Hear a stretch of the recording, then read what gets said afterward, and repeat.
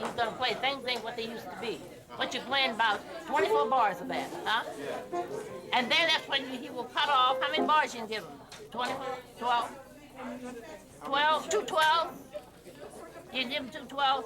Whatever you want. No, whatever is convenience with y'all, because y'all are one. So you want us to do 2 courses of things ain't what they used to be, and then hit the, then cut off, and then it's a drum roll. Bang. Let's do that.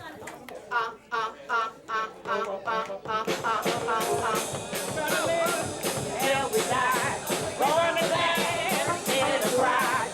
Gonna take the town and turn it upside down. We're gonna live till we die. We're gonna say what a die. We're gonna dance till we die. We're gonna take the town and turn it upside down. We're gonna live till we die.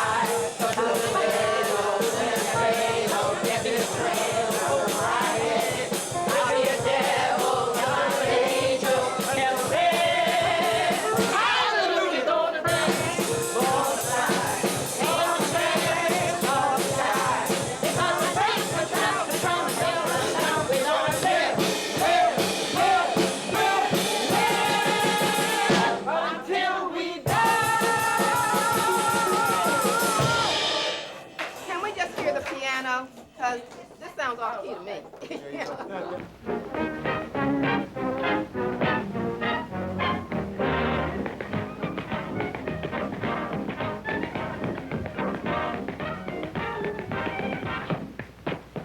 A lot of great tap dancers came out of Philadelphia and came through Philly too. And people appreciated dance here. They jammed theaters like the Standard and the Lincoln to see tap dancers traveling with the great swing bands. Ellington, Basie, Jordan, all the bands had hoofers in their shows in the 1930s and 40s. It was the swing era after the Harlem Renaissance. There was an explosion of creativity in a lot of art forms, and tap dance was one of them. But what people have forgotten is that African American women were out there dancing too, laying down steps like nobody's business.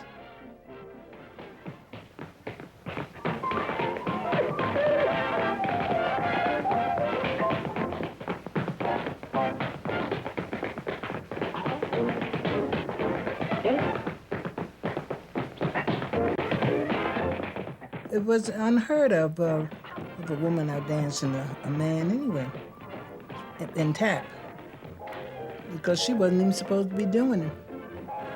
It's not that women couldn't tap dance better, it's just that they weren't going to get the opportunity to do it so that they would not over dance the man. They didn't want to give them the chance to show a man up, and so they would never give them the opportunity.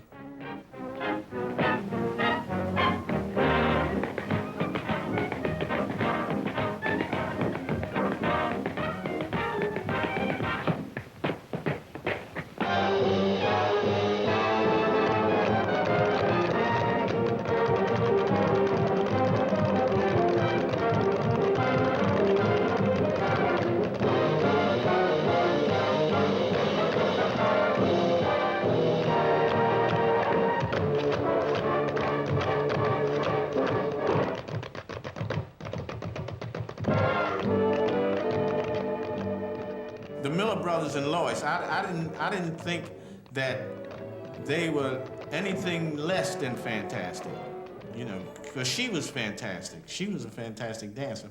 I've always wanted to just see her by herself, without them. You know, then I could I could have more of an idea of what she was doing, because she did some beautiful stuff.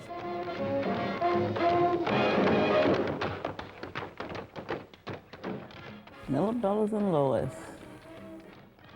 The Miller Brothers. They lived right across the street from us in West Philly. Yeah, Lois. Good dancer, she was.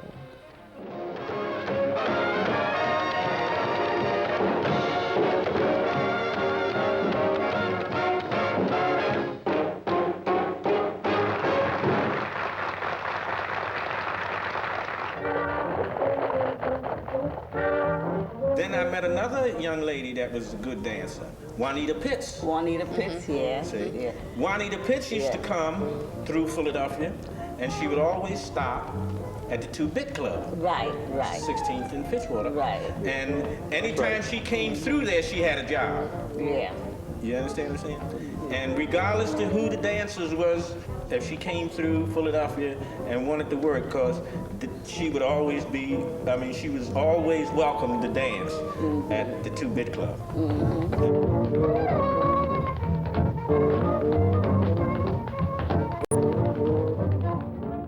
They didn't hire women for tap dancers because they didn't have an act. They just were good dancers.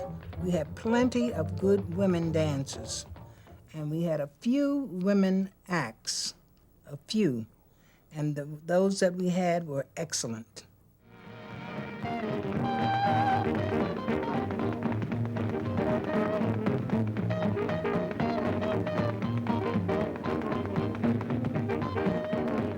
They were hired after the men were hired. They would never hire them first because the men would never get in.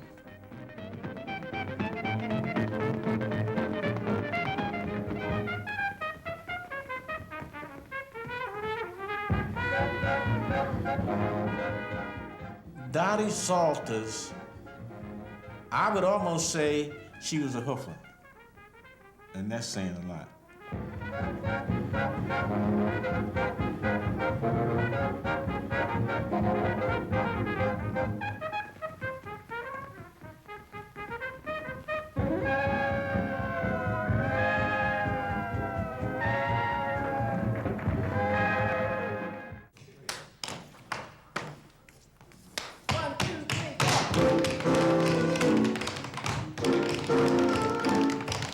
LaVaughn Robinson learned how to tap dance on Philadelphia street corners, and he's one of the best in that close-to-the-floor Philly style of rhythm tap. Germaine Ingram started dancing with him in the mid-1980s and began asking him about African-American women dancers. One thing led to another, and a project to interview people was started. Before you knew it, a whole group of veteran dancers and entertainers decided they didn't just want to talk about the old days. They wanted to put on a show and let people today see what it was like. And the show itself, I never will know how you got the participants to participate. Well, people just, it seems as though people were just thrilled with the idea of performing And again. they just came in regardless to say...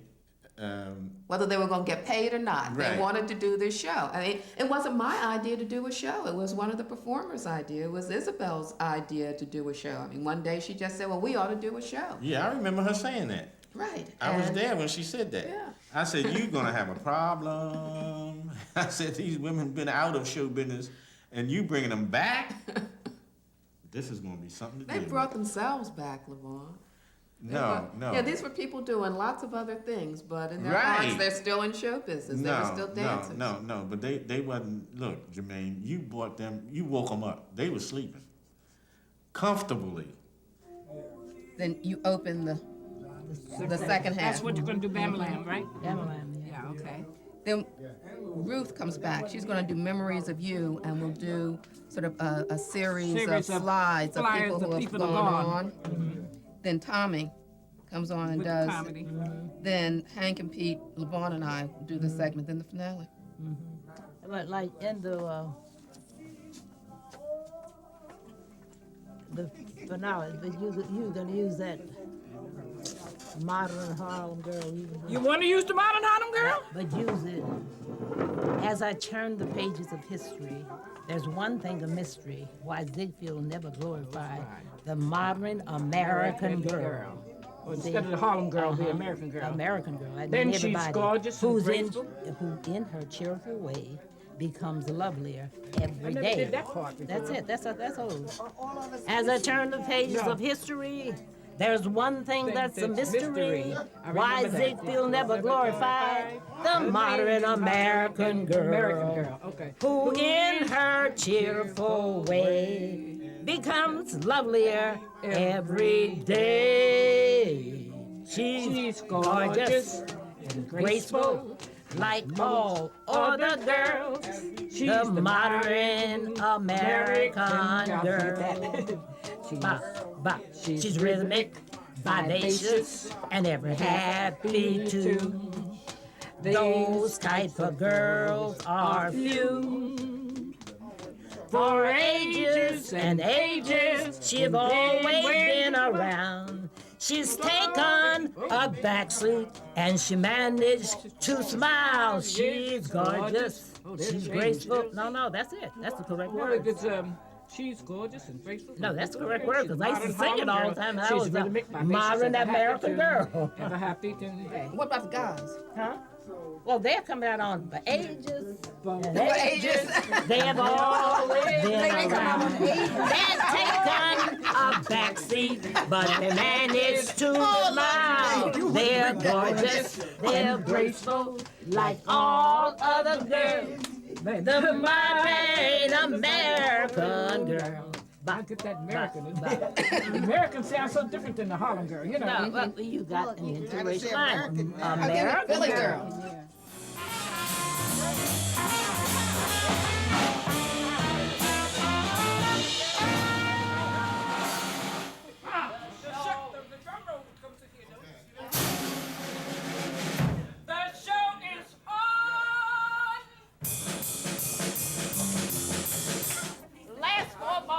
Things ain't what they used to be. Da da da da da da da da da da yeah, bang. She says the show is on. Wang. 1, 2, 3. We're going to this. You got it?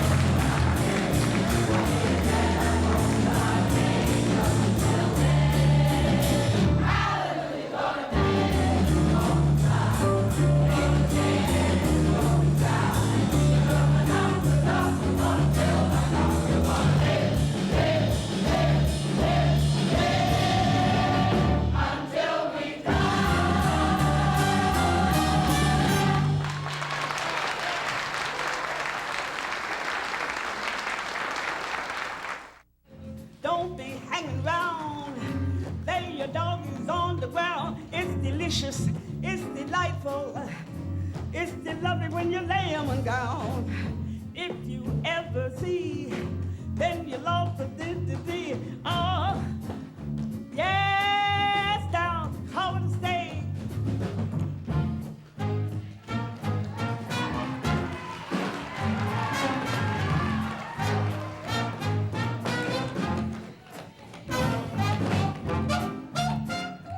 Baby, to me, is a performer. I've always seen her as a great performer. Baby is a dancer, and I've seen her dance all my life, practically, you know, when I was young. And she does things that no other woman dancer does. And that's it. She was the dancer. Spahr was he looked good, you know, the dress well.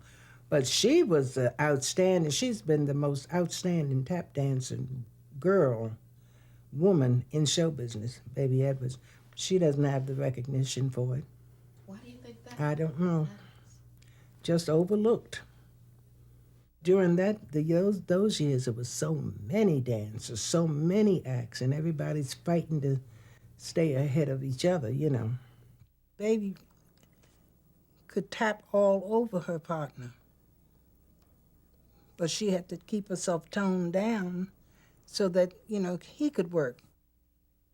Well, how I started is with the kiddie hour. My mother used to take me around, and when started on the kiddie hour, and after starting on the kiddie hour, then there were different people would see you, and when people see you, they would they told my mother, well, bring baby here, you know, like go down Atlantic City. A lot of the mothers would take their kids down Atlantic City. And when they go down Atlantic City, the mothers would take their kids and let them do little dancing around to the clubs. Well, you know, you're not allowed to, the kids aren't allowed to go in the clubs and things like that. But there's a man that was, he used to manage a lot of the little clubs down there. And he'd tell my mother, he said, I'll bring baby down tonight, he said. It's going to be a nice club affair down there tonight. And of course, people would throw you money and things like that. And boy, I'm telling you, made a lot of money like that. I wasn't a pushy type. And I was the type, I would go and do what I had to do, and just like when I worked at the Haunted Hearted. When I went up to Haunted Hearted, I left. Were you on that? Yeah, sure. I was one of the first. The Haunted Hearted Kitty Hour? Yes. One of the fellows saw my mother somewhere, and he gave my mother this number for my mother to go up 1622 Chester Street. Right, 16. Well, you broke the color bird. I worked with I was like in a course, because I did what the rest of them did, or she would say, well, I want your eyes to be like this. One time she said, I want you to buck your eyes like real pickaninnies. And when she said that, everyone looked at her, Agnes de Mille, everyone looked at her like this. And therefore, she didn't get any work hardly out of the cast the rest of the day. When they audition you, they wanted you to do everything. Okay, first, you're gonna do this? Can you do that? Okay, do a time step. Do a cartwheel, do splits, do this, do that. Okay, next, do this, do that. Okay, next. And then they let you know whether you're in, out, or what have you. And then the next, and it went on and on and on, and you never knew whether you were in the show or out. And at the end, they only picked 6 girls and 6 boys. Baby Edwards kept on working and getting top billing, even though agents weren't too interested in booking child stars when they grew up. She only stopped traveling in the 1960s when her mother got sick. Baby stayed home to take care of her mother then. But she kept on dancing, teaching tap dance, and performing close to home.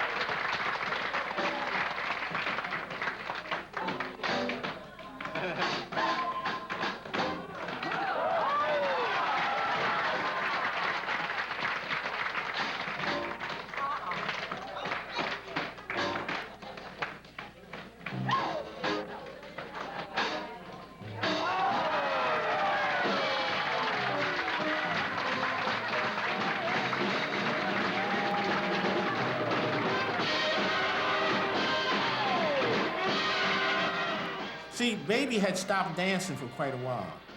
Can you imagine if she had never stopped dancing? And you understand what I'm saying? On top of her being a good dancer now, she would have been a great dancer.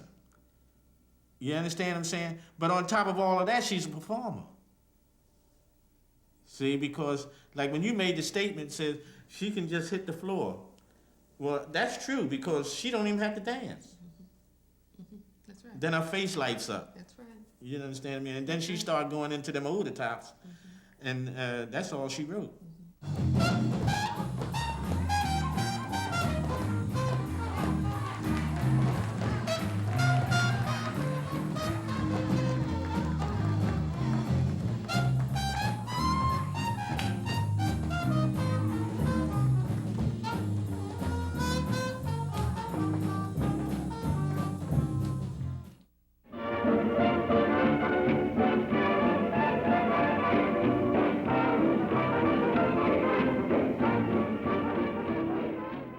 The story of the Chorus Girls is the untold story of tap, because we actually could tap better than some of the acts that came out.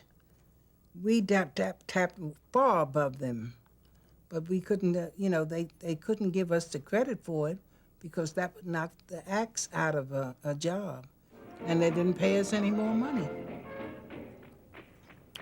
Plus, we had to buy our own shoes. So that's the way that was. The Chorus Girls was the ones that set up the people to get a hand. Mm-hmm. They would liven the people up, open them up to receive the show. But if you go and see a show today, then you see the comic come out, and then whoever the star, then star behind. It's awful cold. The band leaves the stand, there's nothing out there, and then they just walk on. And then they start cracking jokes. But before, you got the people in the spirit of rocking and something going on. Then they're waiting for the next act to come on.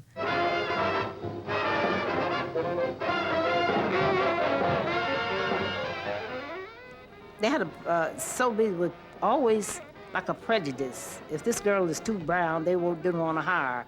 This one's all right, maybe that one that's all right, that's real fair. Well, she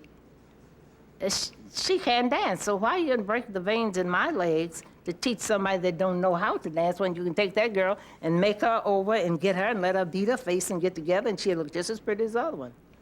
I said, people is going out there, they're looking for talent, not for who looked the best.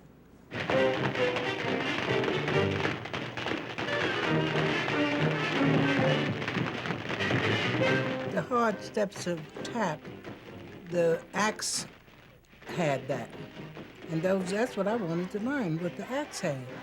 Because I knew how to tap, So the acts that would come in, I'd learn everything they had.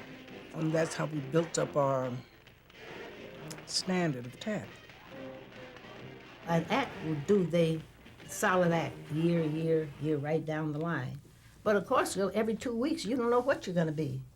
They may tell you, dancing trays, sand. They had to put sand in there, and sand dance. You had to learn, you learn all kind of dancing. Spanish dancing, the Corsica dancing, all that. You had to learn all that. So it's no one particular dance you say you do if you're a chorus girl. Maybe you go into ballet high, you had to be in Hawaii one time. Well, they give you everything, because remember, you had to learn 3 different numbers and then 2 different numbers for the second show. That's how we had to work in the plantation. Cowboy number. We had to learn how to tap in that rope. Time stepping that rope, winging that rope, and all that. Like Bubba Gang. Mm-hmm. We had to do all that. We had to learn all that. And so you don't have no one particular dance you do. Then that's what required. You make a week's salary. Many weeks I wouldn't work because I never liked to show my skin. Yeah. But I didn't like to dance barefoot.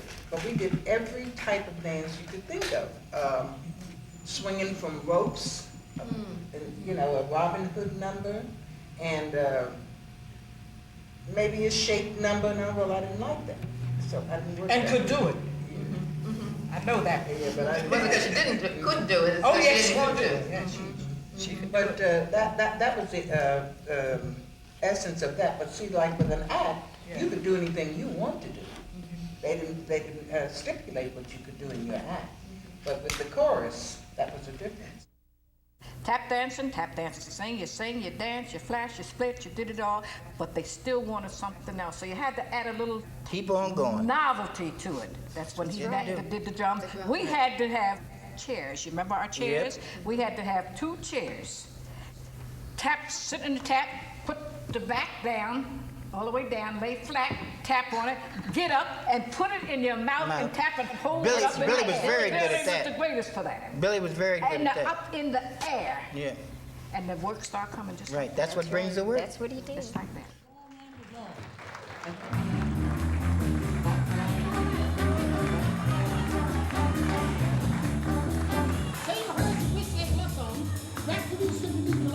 They don't praise us, they don't amaze us. But here's the kind of we got into it. All you think is back. All the back, you do the same thing, all the back. Make a little bit turn all around. Fall off the road and drop on down. Same way you go on. Hey, how you gonna get there? You got a whole game. Well, come on, man, let's go away.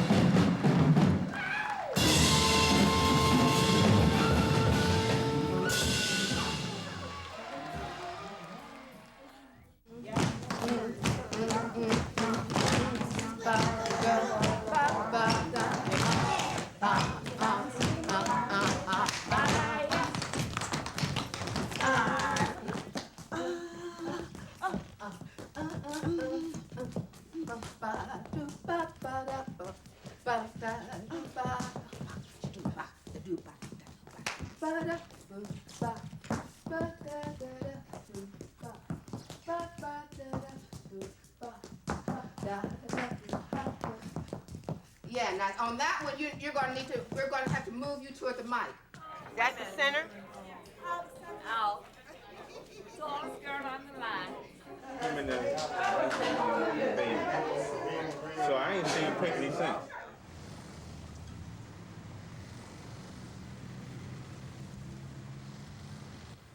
You see what they did when them posters came out? You remember when them posters came out? And their pictures wasn't on it? The people that were like, you know, little pictures, you know, a lot of them were, you had a lot of stars on that show. Hello, folks. Hi. I hear that a lot of people are concerned and upset about the poster. And let me just say something about the process for developing the poster and how we want to try to resolve the concerns that people have. We took all the pictures that we had when we were trying to get the poster done and gave it to the designer. The designer's idea was to try to develop a poster that would be eye-catching to people. Her idea wasn't, if she could have gotten, she tried her best to try to get all those pictures on there, but her feeling was that it just would not capture the image. It would not have the eye-catching image that she wanted it to have. And that's why it ended up being the pictures that it did. All it was trying to do was try to give a sense, an aura, the style, a sense of the time that this production is coming from, and use those people as representative of all the folks who are involved in this. I did one with Lloyd Jordan. I'm standing like this. Lloyd Jordan's over there for all the girls. It's ahead, right around me. Mm-hmm. So it's the way, it's not the way that she see it, but it's the way it should be done because you got people that been around. Mm-hmm. Okay, now, can we get a photo of those who are in the line today? Okay. Oh yeah, I've seen this photo. Okay, That's every girl on this line, on our line, is in there plus. But you didn't have this before today. Yeah, I've seen this photo before, but you But didn't. it's in color, but this is what I gave you. Okay, so that resolves that. Okay, that's good. We will certainly change the pictures. Because the posters are the ones that are gonna sell tickets. And see, who am I missing? All right, I just think her signature. So I guess you sign your picture. Yeah. I need your signature, Patty.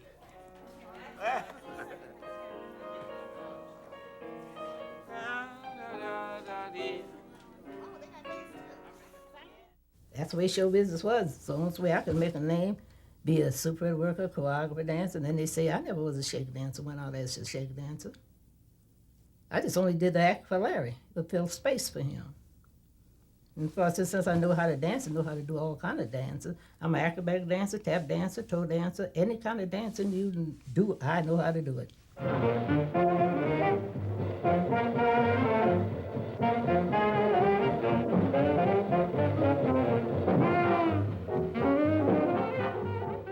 Well, see, I had saw Hortense dance at the Earl Theater. Oh man, that was like. See, Hortense was one of the leading course girls in show business, not just the Earl. And coming to the Earl with Louis Jordan, everybody went to see Hortense because she looked like a giant at that time.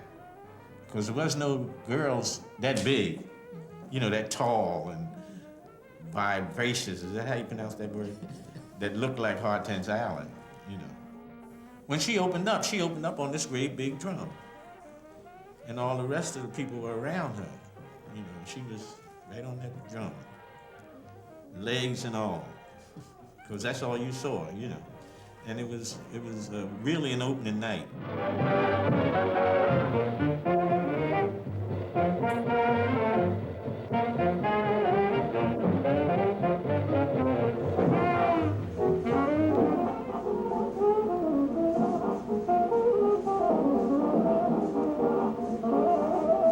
See, that's what I meant. We have always danced off of jazz.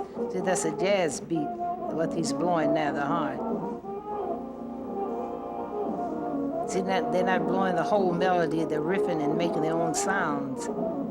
As I said, we've been dancing off of jazz all our lives, you know. That's the first time in my life that I've ever saw my own self dance, you know. I can't believe that never in any of the, in all those years? All the years. This is the first time in my life I've ever saw, and I never did see this, you know, when they did it, you know, you just did it and just made your little money, and that's that, you know. And I don't even know where, I done forgot, you know, the place where we even did that when they asked me, you know, to come down and do it.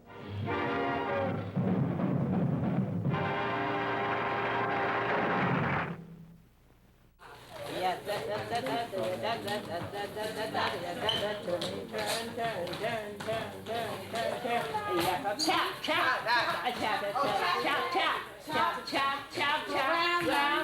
Round. Third step is this.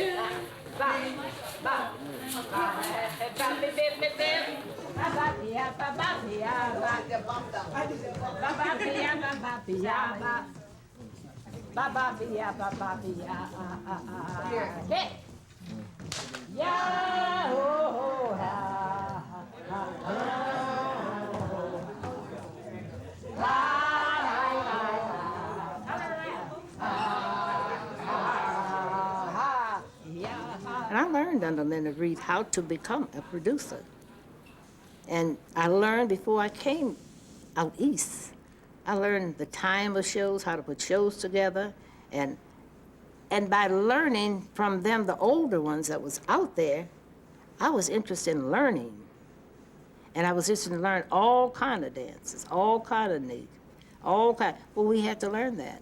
Because like in my home, they would teach you, if you work into a club, we could work real young. People would say, no, it's a law. We worked in white clubs. And we went in the back door, go up there, do our little show, in between shows, get our homework, come right back out back there. We never was around whiskey. We never didn't know anything about people have to sit on a bar or something like that. We never mingled with nobody. And that's why we could be so young to dance. I know, like, into show business, and like people say, yes, I used to go on the floor 35 times a night. We would do 7 shows, and I was in 5 numbers. I had to lead the 4 lead the line, and then do my act. I didn't know I was going on that many times until the band leader, Corey, said, we was in a Howard Theater. Corey said, Hortense, you know how much time you go on the floor? I said, no. He said, you go on the floor 35 times a night. But I had to laugh, you know. I said, nobody'd go on that hard, but that's what I was doing.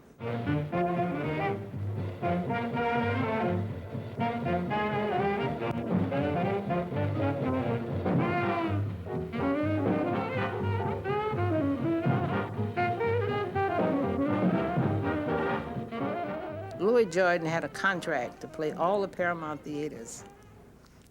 Louis took a show out with Ziggy first, and I worked in that show. Like Louis said, that this would be the first black line to go into Paramount on Broadway.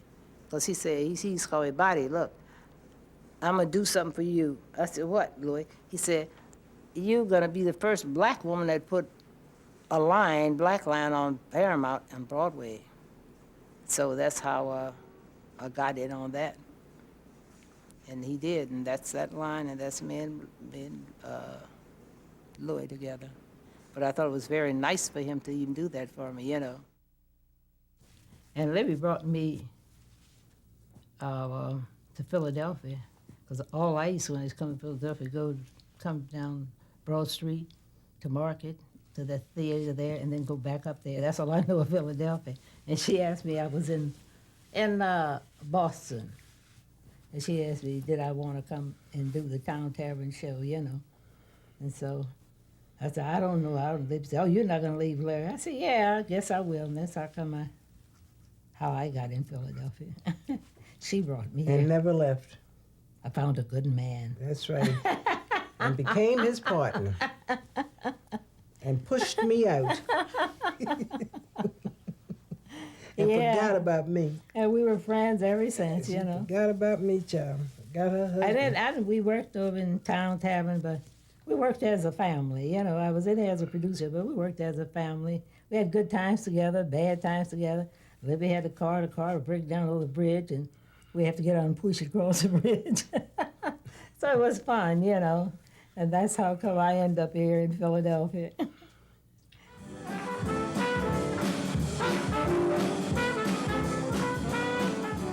They used to always have to have a girl to teach dance, and they would call them their choreographer or their soubrette worker in front of them. But they're the ones really teaching the routines. They used to have to tell about the, you know, the steps and things.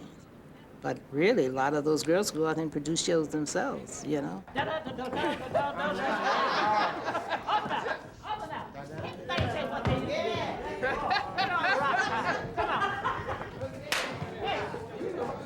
What it used to be. Yeah.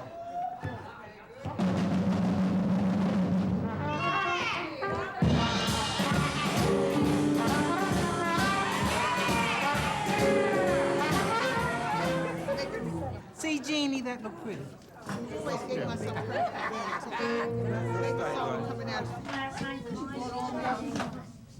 So your eyes are Because I got little eyes anyway, so I need to open them up. So do I. I'll be looking like that. You look like she's squinting on stage. He told me to come down here and make sure his baby was okay. I said, all right. He was like, oh, yes. You go. It turns red anyway when I start. I don't put on that red.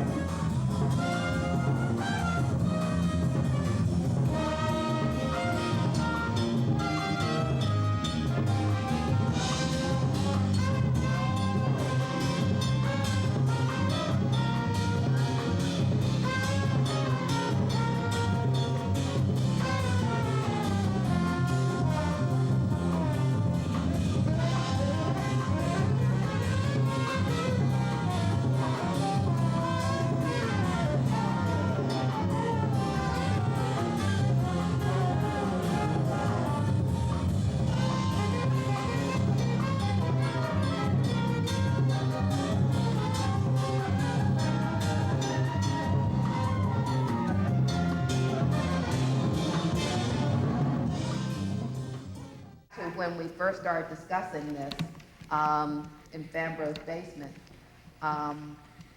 we discussed, well, what would that core of principal performers want out of this? And what we agreed at that point was that we weren't going into this expecting any compensation, that we were doing this because we thought that it was something that really needed to be done. And our concern was that if we all went into this expecting to get money, then we knew that there was probably no way that we could undertake a project like this.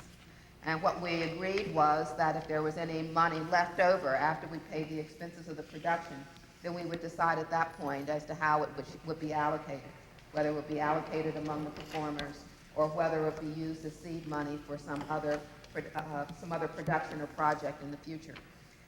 Well, like I'm saying, I haven't did that act in 10 years since I got sick. And putting them bass drums together, you know what bass drum heads cost, don't you, drummer? Yes. And them snare heads, because they were all busted. Then coming from South Jersey and back and forth with the gas and running across the bridge and all that. No, I'm letting her know and letting everybody to know that everybody I can't get that big word, thank you. Everybody put something in it. That's what I'm trying to say. It's a dance you should know. Baby, when the lights are down and very low, say grab your partner then go. Say you do the huckabub, you do the huckabub. If you don't know how to do it, jack around the love. Push your partner out, then we hunch your back. Start a little movement in your tacker in the eye. Wiggle like a snake, waddle like a duck. That's the way we do it when we do the huckabub. I would just like to say that I did receive a lot of compliments, and everybody just gave us all kind of accolades. And one of the things that I'd like to compliment everybody on was their dress. Everybody that commented, you know, they were just absolutely excited over the way we looked. They said we just looked like flowers and everything else up there. And somebody said to me, well, they didn't stench on your costumes. I said, wait a minute. We were wearing our own clothes. And I would just like to compliment everybody who really made the effort. And we all looked good. I mean, we did it.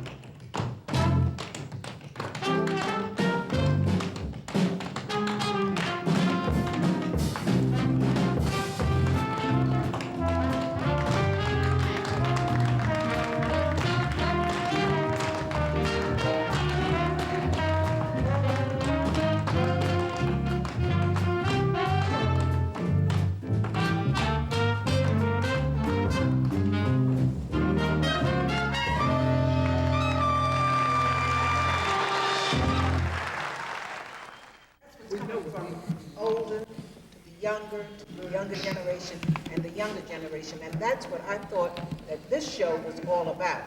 Speaking to the youngest generation. That's going to be the generation in the future. And I think the story that we were telling is a good story because we don't have enough of this with our young people. They don't have role models to look up to. They think if you're old, you're just finished. And that is not true. You know, I saw the transition between some people couldn't even walk when they came in. Had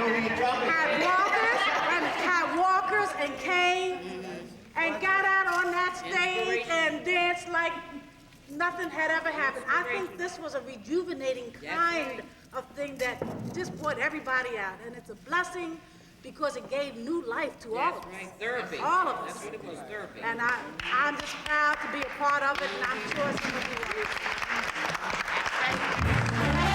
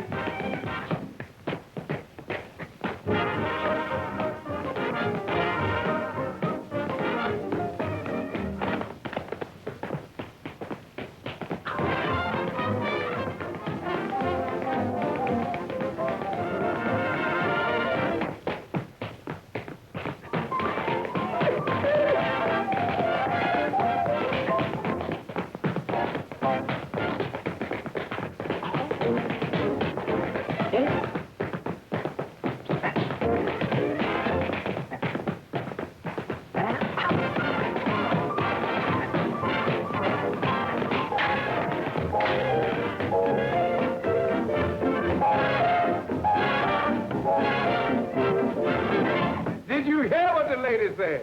Not exactly. What did she say?